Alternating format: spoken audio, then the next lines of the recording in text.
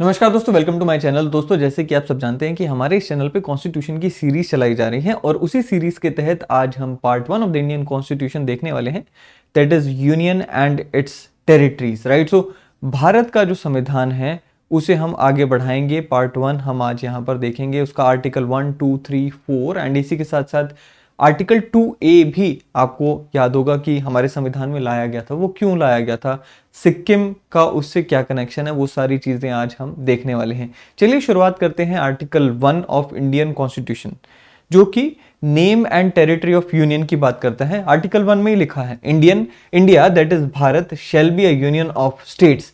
अब सबसे पहली बात तो ये कि भाई हमने अपनी पहली जो वीडियोस थी उनमें हमने पढ़ा था federation of state and union of state में क्या डिफरेंस है। हमने भारत के लिए फेडरलिज्म का जो कंसेप्ट है वो लिया तो है भारत में, लेकिन हमने फेडरल वर्ड का इस्तेमाल नहीं किया, यूनियन वर्ड का इस्तेमाल क्यों किया वो भी चलो देख लेंगे। So India that is Bharat shall be a union of state. So Bharat के या हमारे देश के दो नाम हमारे जो संविधान में सुझाए गए हैं, या हमारे जो दो नाम हमारे देश को दिए गए हैं, पहला है इंडिया एंड दूसरा है भारत। ये दोनों नामों को रिकॉग्नाइज किया गया है। यूनियन ऑफ स्टेट्स और फेडरेशन ऑफ स्टेट्स में डिफरेंस क्या है, पहला थोड़ा सा उसी के ऊपर नजर डाल लेते हैं। देखिए, हमने अमेरिका के कॉन्स्टिट्यूशन की बात की थी, हमने इंडिया के कॉन्स्टिट्यूशन को कंपेयर किया था और हमने कहा था कि जो फेडरलिज्म का मॉडल है वो अमेरिका से लिया गया है। एंड अमेरिका के अगर कॉन्स्टिट्यूशन की हिस्ट्री देखें तो हमें वहां पे देखने को मिलता है कि जब अमेरिका को आज़ादी मिली थी उस समय वहां पर 13 states came together and formed a union, जिन्होंने मिलकर, वो 13 स्टेट्स ने मिलकर सेंट्रल गवर्नमेंट का निर्माण किया था।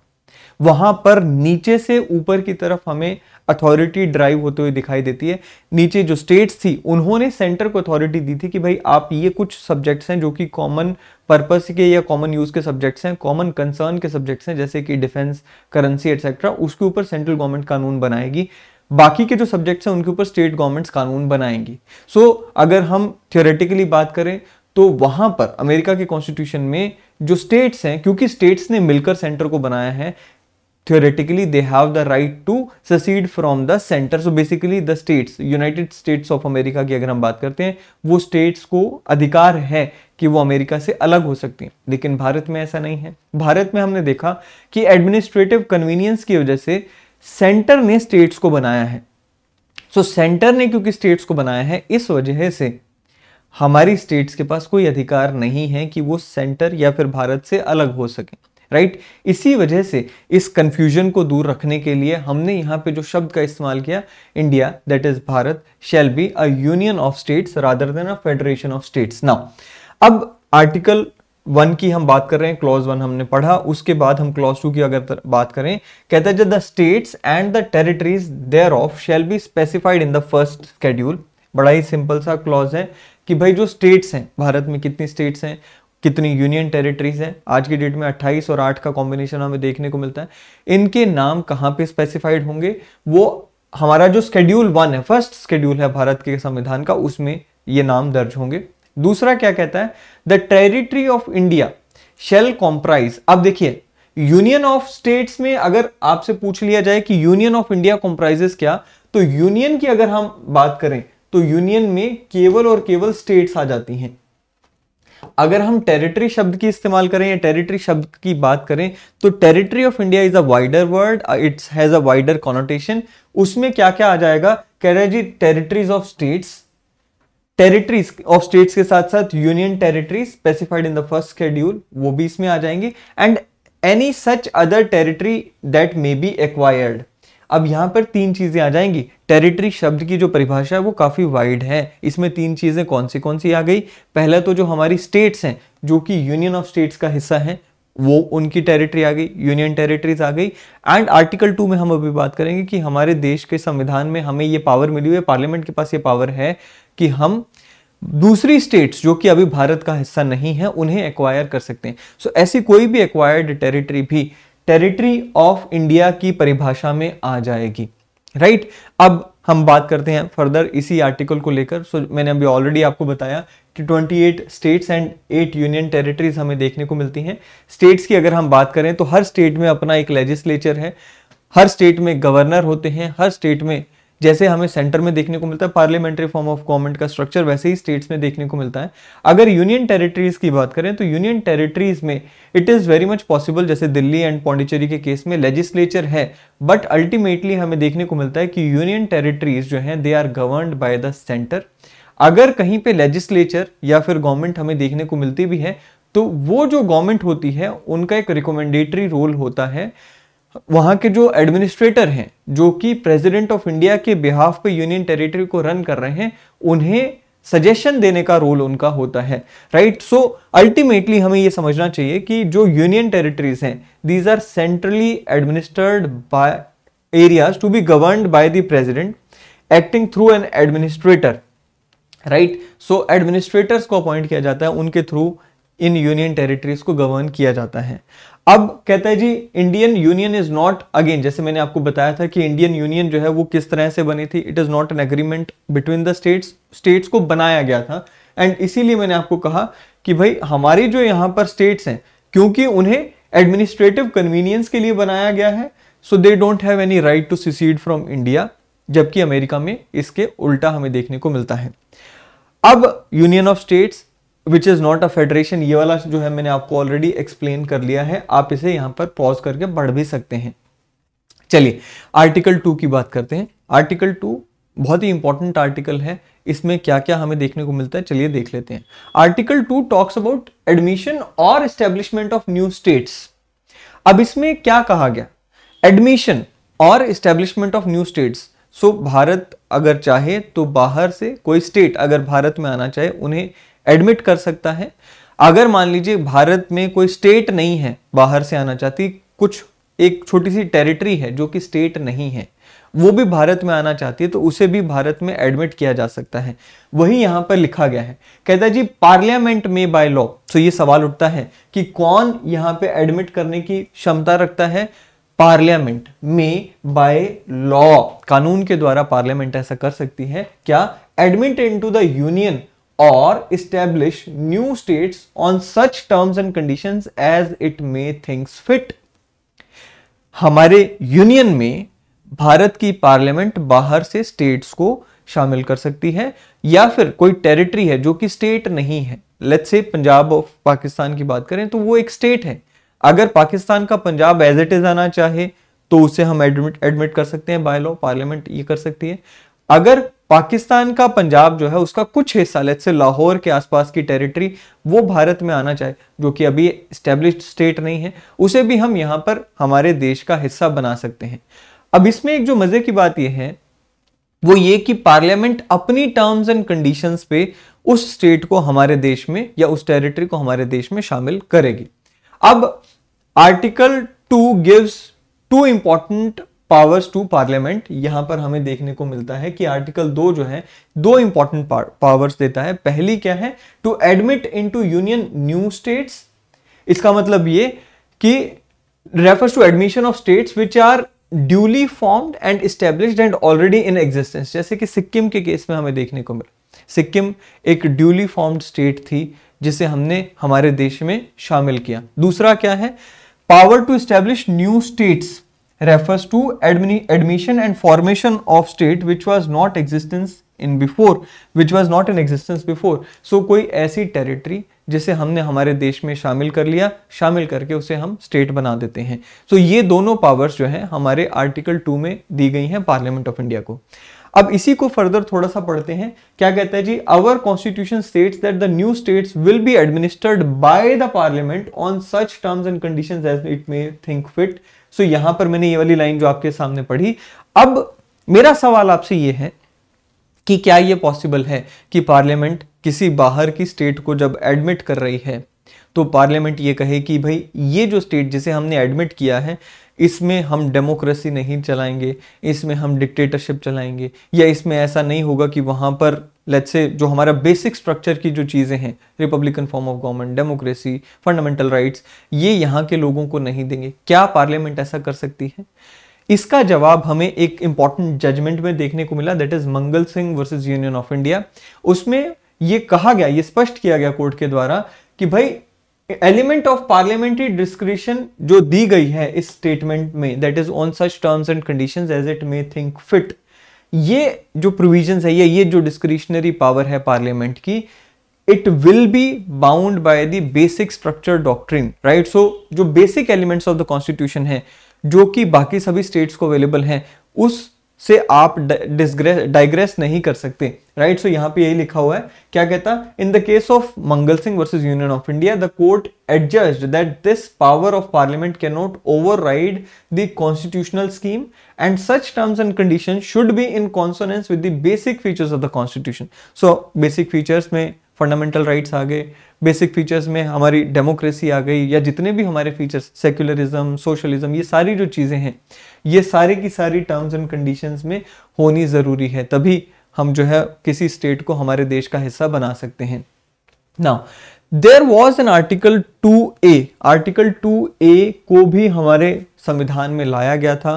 क्यों लाने की जरूरत पड़ी थी वो हम यहाँ पे समझ लेते हैं। देखिए 35th कॉन्स्टिट्यूशनल अमेंडमेंट एक्ट के जरिए सिक्किम को 1974 में हमारे देश की एक एसोसिएट स्टेट बनाया गया था। अब आप देखेंगे आर्टिकल 1 में या आर्टिकल 2 में कहीं पे भी एसोसिएट स्टेट का कोई कंसेप्ट नहीं दिया गया है, लेकिन उस समय की ये पॉलिटिकल मजबूरी थी कि सिक्किम को हम फुल फ्लेज्ड तरीके से एक स्टेट के रूप में भारत में शामिल नहीं कर सकते थे, क्योंकि उस समय की जो पॉलिटिकल कंडीशंस थी उसमें ये तय हुआ कि भाई सिक्किम को हम एक प्रोटेक्टेड स्टेट या फिर एसोसिएट स्टेट का दर्जा देंगे। अब एसोसिएट स्टेट का कोई कंसेप्ट तो था नहीं हमारे देश के कॉन्स्टिट्यूशन में, इसलिए आर्टिकल 2A जो है हमारे संविधान में लाया गया through 35th amendment act, and इसी के साथ 10th शेड्यूल भी उसमें समय हमारे देश में के कॉन्स्टिट्यूशन में बेसिकली लाया गया था। इसके तहत हुआ क्या था, एक एसोसिएटेड स्टेट का दर्जा हमने सिक्किम को दिया, एंड इसमें यह तय हुआ दैट इंडिया की जो सिक्किम है वो इंडियन टेरिटरी का फुल फ्लेज्ड हिस्सा नहीं होगी। इंडिया सिक्किम से जुड़े हुए कुछ मामलों को टेक केयर करेगा, जैसे कि कम्युनिकेशन हो गया, जैसे कि एक्सटर्नल अफेयर्स हो गया, social welfare of the Sikkim as a whole. ये कुछ मामले थे जिनमें सिक्किम की मदद इंडिया करेगा, या जिनके केस में सिक्किम में इंडिया की पूरी पावर रहेंगी, बट रेजिडरी जो पावर्स होंगी, बाकी जितने भी मुद्दे होंगे वो सिक्किम गवर्नमेंट के हाथ में रहेंगे। सो ये 2A आर्टिकल के तहत हमने ये एक मैकेनिज्म बिठाया था, क्योंकि उस समय की पॉलिटिकल मजबूरियां थी। इन एनी केस उस समय की ये जो 2A का जो आर्टिकल लाया गया था, इसका काफी ज्यादा क्रिटिसिज्म हुआ, एंड अगले ही वर्ष हमें देखने को मिलता है कि इसे रिपील करना पड़ा, एंड सिक्किम को हमने फुल फ्लेज्ड स्टेट का दर्जा दिया, एंड आर्टिकल 2 के तहत हम सिक्किम को भारत की स्टेट के रूप में भारत में शामिल करते हैं। 2A को रिपील कर दिया गया, and article 371F was also introduced, and साथ ही में 1st एंड 4th शेड्यूल में सिक्किम का नाम दर्ज किया गया। ये हमें यहां पर देखने को मिलता है कि इसीलिए आप देखते हैं कि 36th अमेंडमेंट एक्ट वो एक अमेंडमेंट एक्ट है जिसके तहत सिक्किम को हमने भारत का जो है पार्ट बनाया, भारत की स्टेट बनाया, राइट। सो ये था curious case of Sikkim 2A का केस, जिसे हमने बाद में रिपील किया। अब आर्टिकल 3 की बात करते हैं। Article 3 talks about formation of new states and alteration of areas, boundaries and names of existing states. Now please understand 2 and 3 में डिफरेंस क्या है। 2 जो है वो ऐसी स्टेट्स को भारत में लाने की बात करता है जो कि अभी भारत का हिस्सा नहीं है, या फिर ऐसी टेरिटरी को भारत में लाकर एक स्टेट बनाने की बात करता है जो कि अभी एग्जिस्टिंग तौर पर भारत का हिस्सा नहीं है। जबकि आर्टिकल 3 की अगर हम बात करें, आर्टिकल 3 का कंप्लीटली जो संदर्भ है वो उन टेरिटरीज, उन स्टेट्स के बारे में आ जाता है जो कि एग्जिस्टिंग रूप में भारत का हिस्सा है। अब हमने हमारे कॉन्स्टिट्यूशन के फीचर्स भी पढ़े थे, उसमें हमने कहा था जी India is a federal constitution with strong centralising tendencies. उस समय भी हमने कहा था कि भाई सेंट्रलाइजिंग टेंडेंसीज आखिर भारत के संविधान में कौन सी देखने को मिलती हैं, तो आर्टिकल 3 एक ऐसी ही सेंट्रलाइजिंग टेंडेंसी है जहां पर हमारी जो स्टेट्स हैं इनके पास टेरिटोरियल इंटीग्रिटी जैसा या टेरिटोरियल सॉवरेनिटी जैसा कुछ नहीं है। टेरिटरीज जो है हमारी स्टेट्स की, उन्हें ऑल्टर किया जा सकता है सेंटर के द्वारा, उनका नाम बदला जा सकता है, उनकी बाउंड्री बदली जा सकती है, उनका एरिया ऑल्टर किया जा सकता है, 2 या 2 से अधिक स्टेट्स को जोड़कर एक स्टेट बनाया जा सकता है, एक स्टेट या एक से अधिक स्टेट प्लस एक या एक से अधिक यूनियन टेरिटरीज को जोड़कर एक स्टेट बनाया जा सकता है। एक एग्जिस्टिंग स्टेट को डिवाइड करके दो स्टेट्स में डिवाइड किया जा सकता है। एक एग्जिस्टिंग स्टेट को डिवाइड किया जा सकता है in a state and a union territory. तो हर तरह की परम्यूटेशन कॉम्बिनेशन संभव है। आर्टिकल 3 के द्वारा सेंट्रल गवर्नमेंट को यानी कि पार्लियामेंट के पास ये पावर दी गई है। चलिए देखते हैं आर्टिकल 3 कहता क्या है। कहता है जी पार्लियामेंट बाय लॉ क्या क्या कर सकती है पार्लियामेंट कानून के द्वारा। पहले नंबर पे form a new state by separation of its territory from any state और बाय यूनाइटिंग टू और मोर स्टेट्स और पार्ट्स ऑफ द स्टेट्स और by uniting any territory to a part of any state. So हर तरह की combination permutation से हमारी जो पार्लियामेंट है एक नई स्टेट बना सकती है। दो स्टेट्स को जोड़कर, दो स्टेट्स के कुछ हिस्सों को जोड़कर, एक यूटी एक स्टेट के कुछ हिस्से को जोड़कर, इस तरह से हर तरीके से ये संभव यहां पर हमने बना दिया। दूसरा, increase the area of any state. तीसरा, decrease the area of any state. Of course जब एक स्टेट का एरिया डिक्रीज कर रहे हैं तो ऑफ कोर्स दूसरी स्टेट का एरिया बढ़ रहा होगा, या फिर एक स्टेट के एरिया को इंक्रीज कर रहे हैं तो कहीं ना कहीं वो दूसरी स्टेट के एरिया को कंज्यूम कर रही होगी। फिर चौथा क्या है, alter the boundaries of any state. And पांचवा क्या है, alter the name of any state. सब तरह से यहां पे पार्लियामेंट के पास पावर है। इसी में कुछ प्रोवाइजोस दिए गए हैं। क्या क्या प्रोवाइजोस हैं चलिए देख लेते हैं। कहता है जी provided that no bill for the purpose shall be introduced in either house of the parliament except on the recommendation of the president of India. So parliament में कोई भी इस तरह का बिल जो आर्टिकल 3 के तहत कोई बिल आता है उसे पार्लियामेंट में पेश करने से पहले प्रेसिडेंट ऑफ इंडिया की रिकमेंडेशन लेनी होगी, तब जाके वो बिल जो है वो पार्लियामेंट में पेश होगा। उसी के साथ साथ कहा गया कि unless where the proposal contained in the bill affect the area, boundary and name of any of the state, the bill has been referred by the president to the legislature of that state for expressing its views and their own within such period as may be specified in the reference or within such further period as president may allow, the period so specified or allowed so has expired। So basically क्या है मैं आपको समझा देता हूँ। There is a full-fledged procedure जिसके तहत किसी स्टेट को ऑल्टर किया जाता है या किसी स्टेट की बाउंड्री या किसी स्टेट का नाम ऑल्टर किया जाता है। वो प्रोसीजर समझ लिया तो ये प्रोवाइजो में क्या दिया गया आपको समझ आ जाएगा। प्रोसीजर कुछ इस तरह से होता है, जो धरातल पे प्रोसीजर रहता है उसमें सबसे पहले एक बिल प्रिपेयर किया जाता है मिनिस्ट्री ऑफ होम अफेयर्स के द्वारा। इस बिल को कैबिनेट का अप्रूवल मिलता है। उसके बाद यहाँ पर जो है ये बिल को प्रेसिडेंट ऑफ इंडिया के पास भेजा जाता है फॉर हिज रिकमेंडेशन। प्रेसिडेंट उस बिल को रिकमेंडेशन देते हैं और उसके बाद sent to concerned state legislature for its views in specified time. अब प्रेसिडेंट के द्वारा ये जो बिल है रिकमेंडेशन दिए जाने के बाद इसे कंसर्न्ड स्टेट लेजिस्लेचर असेंबली के पास भेजा जाता है। फॉर एग्जांपल हमने आंध्र प्रदेश को देखा था कि भाई आंध्रा एंड तेलंगाना में डिवाइड किया गया था। सो आंध्र प्रदेश की जो उस समय की एग्जिस्टिंग जो स्टेट लेजिस्लेटिव असेंबली थी, प्रेसिडेंट की रिकमेंडेशन के बाद वो बिल वहां पे भेजा गया और वहां की स्टेट लेजिस्लेचर असेंबली से जो है व्यूज मांगे गए कि भाई सेंट्रल गवर्नमेंट ये प्लान कर रही है कि इस तरह से इस स्टेट को दो पार्ट्स में डिवाइड किया जाएगा, ये प्लान हमारे हैं, आपके इसके ऊपर क्या विचार है। ऐसा विचार मांगा जाता है और उसे देने के लिए स्टेट लेजिस्लेचर को कुछ टाइम भी स्पेसिफाई कर दिया जाता है that within such and such period of time you have to give the views that you want to express. अब होगा क्या, उसके बाद ये जो बिल है वो प्रेजेंट किया जाता है पार्लियामेंट को। अब एक चीज को समझने की जरूरत है कि जो स्टेट लेजिस्लेचर से विचार मांगे जाते हैं वो विचार कहीं पे भी पार्लियामेंट पे बाध्य नहीं होते हैं। These are just the views which are asked to them, right. So मान लीजिए स्टेट लेजिस्लेचर ने कुछ विचार भेजे, गिवन पीरियड ऑफ टाइम में स्टेट लेजिस्लेचर ने कुछ विचार भेजे, पार्लियामेंट के पास वो विचारों के साथ वो बिल जाएगा। विचार नहीं समझ आए स्टेट लेजिस्लेचर के, नहीं, उसके ऊपर एक्शन करने के लिए पार्लियामेंट बाध्य नहीं है। सो ये चीज यहां पर हमें देखने को मिलती है। फिर क्या है, bill is presented to the parliament. Parliament के दोनों सदनों में ये बिल जो है सिंपल मेजोरिटी से पास होता है, सिंपल मेजोरिटी से ही पास होता है। सो ये भी आपको ध्यान रखना चाहिए। उसके बाद ये बिल जो है प्रेसिडेंट के पास जाएगा और प्रेसिडेंट इसे असेंट दे देंगे। ठीक है जी, ये प्रोसीजर हमने समझ लिया। चलिए अब इसी चीज से जुड़ी हुई कुछ एक्सप्लेनेशंस हैं वो भी हम यहां पे समझ लेते हैं। पहली जो एक्सप्लेनेशन है, कहता है जी in this article clause A to E state includes a union territory but in proviso state does not include a union territory.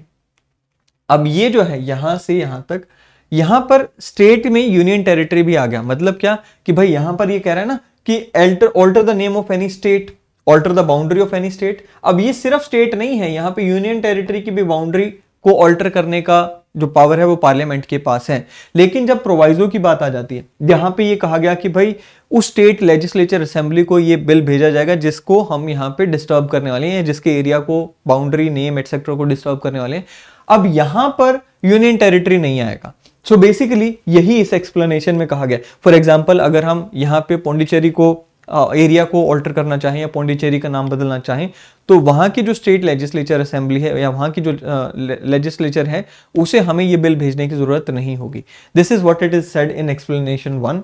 दूसरा यहाँ पे कहा गया the power conferred on the parliament by clause A includes the power to form a new state or union territory by uniting a part of any state or union territory to any other state। so वही चीज जो मैंने आपको कहा था permutation combination, उसी को और थोड़ा सा आगे इलेबोरेट किया गया है। चलिए, सो ये है प्रोसेस।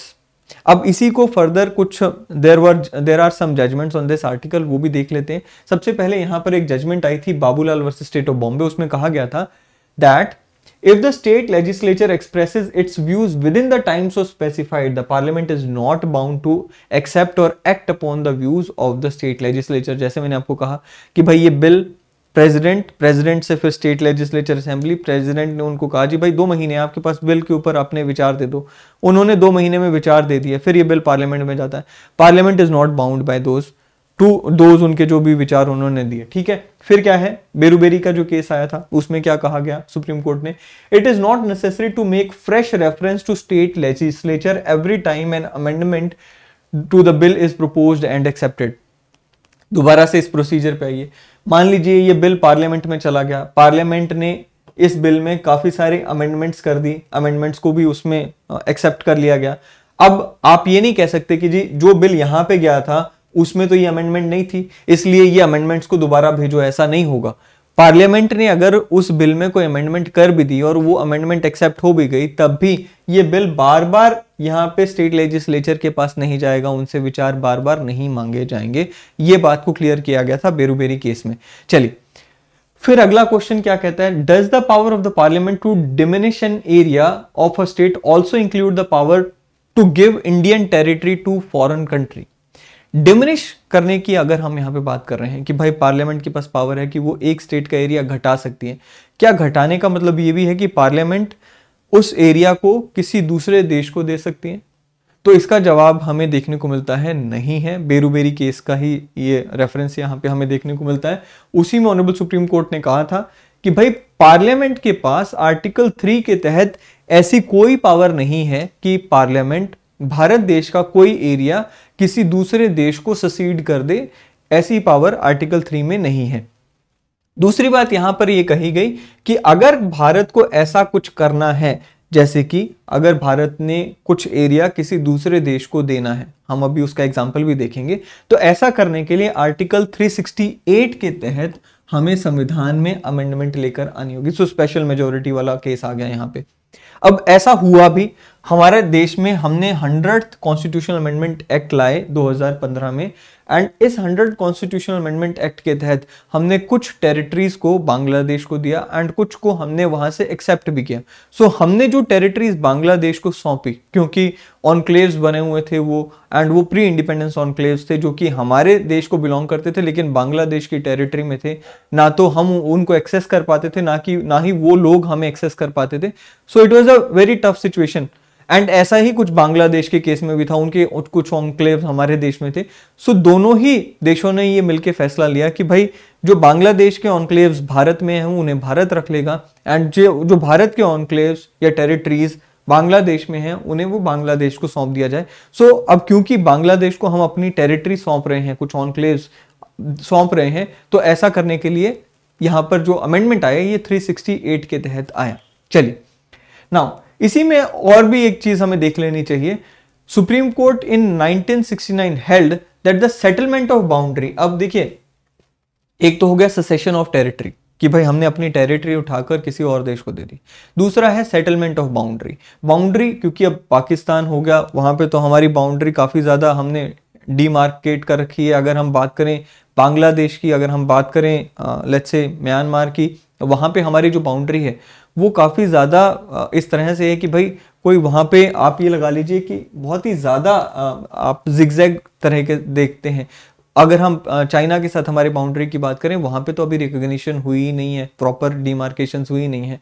सो ऐसे में कोई बाउंड्री डिस्प्यूट आ जाता है जहां पर उन्होंने कहा जी ये वाला आपकी लाइन जो है आपको थोड़ा सा इधर कर लो और इधर से जो हमारी लाइन जा रही है उसे हम थोड़ा सा ऐसे कर देते हैं, कुछ भी ऐसा बाउंड्री डिस्प्यूट है, इसमें हमें कोई तरह की यहाँ पे 368 के तहत अमेंडमेंट लाने की जरूरत नहीं है। यहाँ पर हमने देखा ऑनरेबल सुप्रीम कोर्ट ने भी ये चीज को कहा कि भाई ये एक एग्जीक्यूटिव एक्शन है और यहाँ पे अमेंडमेंट की जरूरत नहीं होगी। सो बाउंड्री डिस्प्यूट्स को इस तरह से सुलझाया जा सकता है। चलिए अब आर्टिकल 1 एंड आर्टिकल 3 की अगर समरी की बात करें, आर्टिकल 1 में हमने क्या कहा था, that Indian union is indestructible. States के पास ये अधिकार नहीं है कि वो देश से अलग हो जाएं, यूनियन से अलग हो जाएं। आर्टिकल 3 की अगर समरी की बात करें तो हमने क्या देखा कि इंडियन स्टेट्स आर डिस्ट्रक्टिबल। अब आर्टिकल 1 एंड आर्टिकल 3 की अगर कंबाइंड समरी हम पढ़ें तो वो निकल कर आती है that India is an indestructible union with destructible states, यानी कि इंडिया एक ऐसी यूनियन है विच इज इनडिस्ट्रक्टिबल, जिसे तोड़ा नहीं जा सकता, बट विद डिस्ट्रक्टिबल स्टेट्स, यानी कि जो स्टेट्स हैं उन्हें हम यहां पर अलग तरीके से अल्टर कर सकते हैं, उनका नाम, बाउंड्री, उनका एरिया एटसेट्रा वो हम ऑल्टर कर सकते हैं, राइट। अगर हम यूएस से इसको कंपैरिजन करें तो यूएसए में हमें देखने को मिलता है कि स्टेट्स के पास territorial integrity is guaranteed by the constitution and that is why USA is described as indestructible union of indestructible states, right. So यहां पर हमें ये देखने को मिलता है, राइट। चलिए अब आगे हम यहां पे बात करते हैं कि पार्लियामेंट के पास आखिरकार आर्टिकल 3 में इतनी ज्यादा पावर्स क्यों दी गई। देखिए इसके पीछे हमारे जो संविधान के निर्माता थे वो अवेयर थे कि भारत एक डाइवर्स कंट्री है, भारत में एक स्टेट में भी इतनी ज्यादा डाइवर्सिटी है कि उसको हम यहाँ पर अगर ऐसा नहीं करेंगे, सेंटर के पास ऐसा पावर नहीं होगी तो स्टेट्स आपस में यहाँ पे लड़ मरेंगी और स्टेट के बीच में भी यहाँ पर जो है युद्ध हो जाएंगे। सो उन्होंने क्या, उन्होंने जो रीजन दिया बेसिकली उन्होंने ये कहा that son of the soil theory जो है, दैट इज रीजनलिज्म जो है वो काफी ज्यादा प्रबल हो जाता है कई कई स्टेट्स में। अब इसको थोड़ा सा समझते हैं कैसे। देखिए मान लीजिए एक पर्टिकुलर स्टेट है, इस पर्टिकुलर स्टेट में काफी बड़ी स्टेट है, राइट। इस स्टेट में यहां पे कहीं पे कैपिटल सिटी है, राइट। कैपिटल सिटी के जो आसपास का मान लीजिए ये एरिया है, यहां के जितने भी पॉलिटिशियंस हैं ये काफी प्रभावशाली पॉलिटिशियंस हैं। अब क्योंकि ये प्रभावशाली पॉलिटिशियंस हैं एंड यहाँ पर क्योंकि डेंसिटी ऑफ पॉपुलेशन काफी ज्यादा है, सो मैक्सिमम नंबर ऑफ जो रिप्रेजेंटेटिव्स हैं वो लेजिस्लेचर में यहाँ से ही आ जाते हैं।